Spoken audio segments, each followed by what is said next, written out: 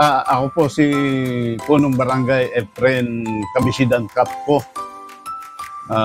Senior citizen na po. 60 years old. Nakatira sa Barangay Ibaba del Norte, Paite, Laguna. Nakapagtapos po ako ng elementarya sa mababang paaralan na Ibaba at sa San Santiago High School nung high school. At nagpunta po ako ng Eastern at nakusaan doon po ako graduate sa Eastern Laguna Colleges. Pumasok po ako sa seminaryo, lumipat ng seminaryo sa Santa Quiteria sabay sa Quezon City, Novaliches. Nagpatuloy po ako sa lumabas po ako ng seminaryo, pumunta ako ng Eastern Laguna again. And then nag-take up po ako ng ilang taon. And then diretso rin po ako sa Union College, Santa Cruz. Kinuha ko po ay political science.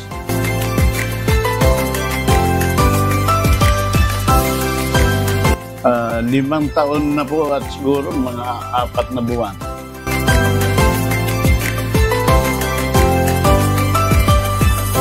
Yes.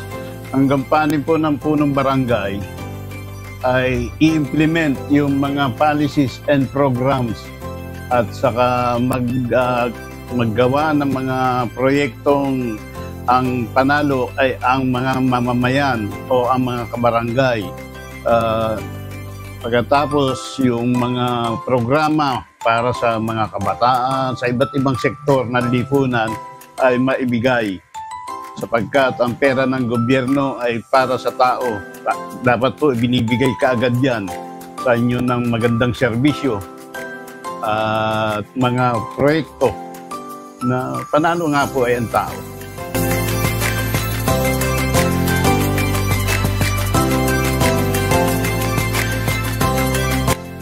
Sa aking palagay po, ang pinakamahirap, siyempre, lahat naman, palagay ko yung kakulangan po ng pondo.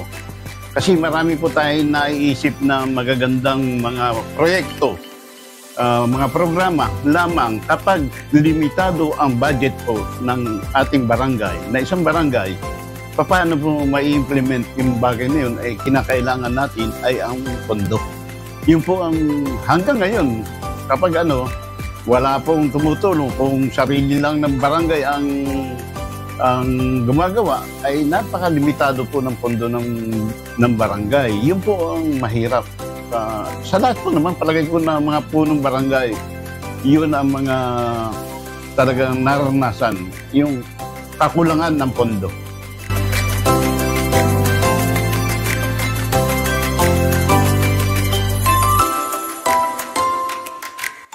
Masaya na kasabay na nade-develop ang barangay, nade-develop din ang aking pagkatao, sapagkat ang pagkakatuto,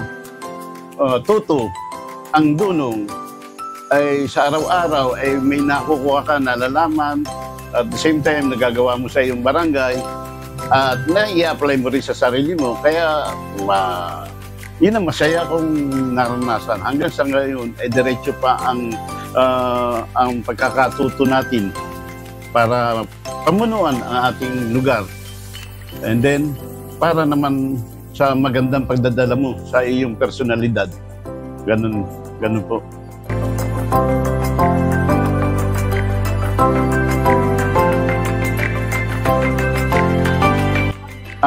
Una-una, yung mga programa, yung mga proyekto, yung mga, siyempre, yung policies and programs, mga projects, mga activities, ay gusto kong may isagawa. Kasi talagang, sabi ko nga, due to limitation ng budget, ay hindi natin po magawa yung mga bagay-bagay na mapaganda natin ang ating lugar, may isaayos, yung welfare o yung kapakanan ng mga senior citizen, dapat naibibigay natin yan. Ay kung wala tayong budget, pondo, paano natin mabibigay ang kanilang kapakanan?